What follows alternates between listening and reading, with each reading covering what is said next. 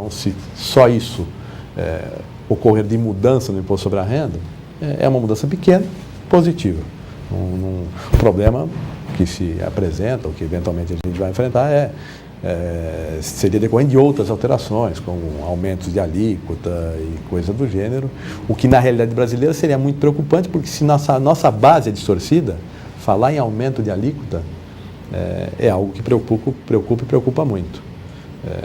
Uma alíquota de 30%, 35% pode parecer pequena em relação a outros ordenamentos jurídicos, mas ela é enorme se considerar que a nossa base de cálculo é distorcida, se considerar que a nossa base de cálculo não se compara nem de perto com a que efetivamente se põe em outros ordenamentos jurídicos. Paulo, fala um pouquinho mais sobre a questão da nossa base de cálculo no imposto sobre a renda e a ideia de igualdade, capacidade contributiva, que é um tema muito debatido também nessa área.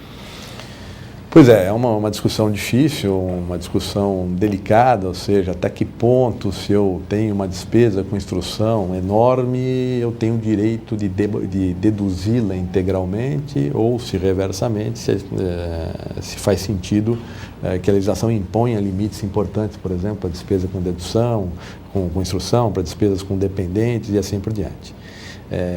Evidentemente, quer me parecer que haja um meio termo aí a se buscar. Dentro da realidade brasileira, até se nós tomarmos como parâmetro a renda média do cidadão brasileiro, os limites de dedução por dependente, por instrução, são até razoáveis, porque a realidade média brasileira em termos de ganho é bastante sofrível, é muito pequeno. Mas o imposto sobre a renda hoje é fundamentalmente um imposto pago pela classe média brasileira, que é muito apenada por essa desproporção entre possibilidade de abatimentos e em relação à sua renda auferida.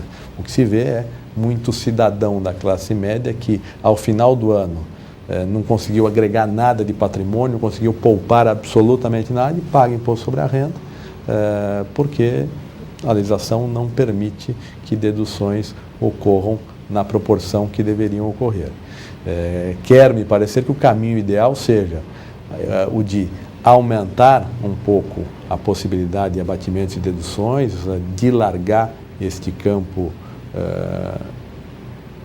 para uma realidade mais próxima da classe média brasileira de um lado e até crescer as alíquotas de outro, para aí sim procurar tratar desigualmente os desiguais, na relação direta das suas desigualdades, dentro de critérios mais próximos à realidade brasileira. Ótimo. Com relação à proposta do IVA federal ou IVA nacional, há uma proposta de integração do PIS, COFINS, da CID e da contribuição sobre a folha de salário, e você escreveu um doutorado sobre as contribuições, que são impostos com uma destinação específica, que o Estado propõe agora um grande imposto, na verdade, que congrega várias contribuições, mas é uma reforma tributária estranha, porque, ao mesmo tempo, eu tenho toda uma estrutura proposta para modificar a Constituição, olhando rapidamente ali, vi que tinha, entre incisos, alíneas, capotes, parágrafos, 127 modificações do texto constitucional, mas há informações que faltam ali para poder entender qual vai ser o impacto econômico desse imposto. Que informação está faltando nessa reforma, Paulo? Na verdade, em matéria tributária, dá para se dizer mais ou menos o seguinte, né? Deus está em todos os lugares e o diabo está nos detalhes, né? Então, o problema da reforma tributária, da matéria tributária em geral, está exatamente no detalhe e, normalmente, nessas colocações de plano geral, o detalhe não aparece. Todo empresariado brasileiro, todo cidadão brasileiro era favorável à não cumulatividade das contribuições PIS e COFINS. A comunidade era uníssona em relação a esse assunto. Todo mundo aplaudia a ideia, todo mundo aplaudiu o desenvolvimento de projetos que levaram a isso, e quando a legislação foi aprovada, houve uma rejeição geral. Por quê? Porque a alíquota foi excessiva. Então, é difícil falar de um IVA federal sem conhecer base de cálculo desses tributos e sem conhecer a provável alíquota desse tributo. Ele pode ser tanto algo que venha para o bem, o que eu não acredito, como pode ser uma forma de compensar a perda da CPMF. Ou seja, eu crio um discurso politicamente correto de reforma, de simplificação, de avanço, de progresso, e, na verdade, por detrás de todo esse discurso bonito, eu tenho um mecanismo indireto de retomar o meu nível de arrecadação do ano passado, que era o sonho de uma noite de verão para o governo federal. Talvez esteja aí a motivação e esse empenho inicial aí desse início de ano do governo em prol da reforma tributária, que tem muitos problemas, muito a ser debatido, a ser discutido. Eu não acredito em reformas tributárias que surjam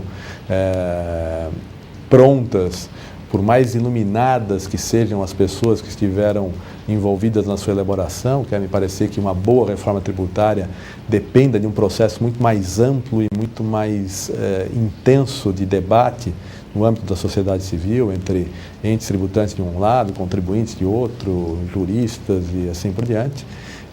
Eu realmente vejo com muito ceticismo a possibilidade de se avançar em torno dessa reforma, com tantas arestas que precisam ser aparadas entre União, Estados e municípios, primordialmente, que são os que têm um grande interesse na reforma, porque normalmente gera mais arrecadação, e os contribuintes estão do lado fraco dessa relação. É interessante essa sua análise, porque não só eu tiro do debate constitucional, a parte mais importante são as alíquotas, no caso da CPMF, a grande discussão da CPMF, se ela é aprovada ou não, se isso entrou, na verdade, na dificuldade de aprovar uma emenda constitucional.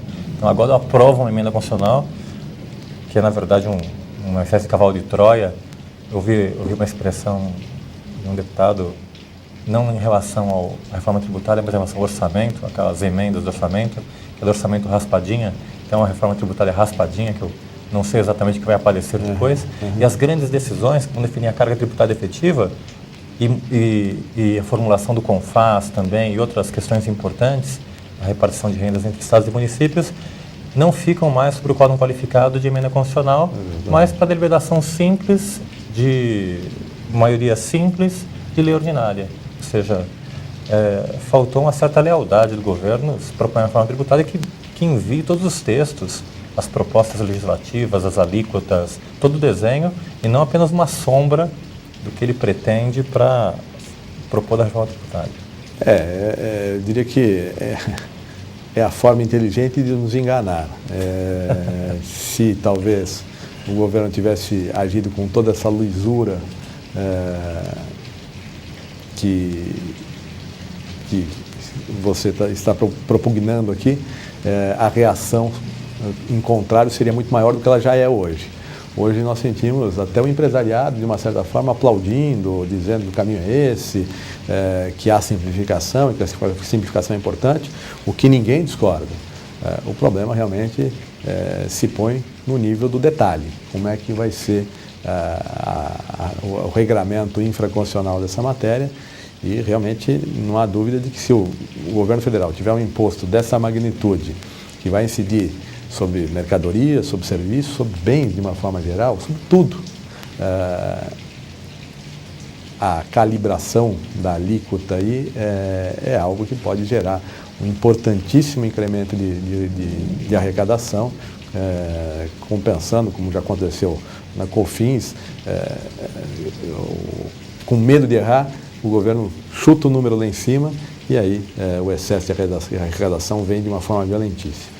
Talvez até um caminho interessante seria seguir o exemplo da PIS/COFINS, suprimir o PIS, no lugar do PIS colocar o IVA federal com uma alíquota pequena para sentir qual que é a força dele, qual que é a arrecadação dele, para depois pensar em dimensionar uma reforma tributária de uma forma mais séria, uma forma mais consistente.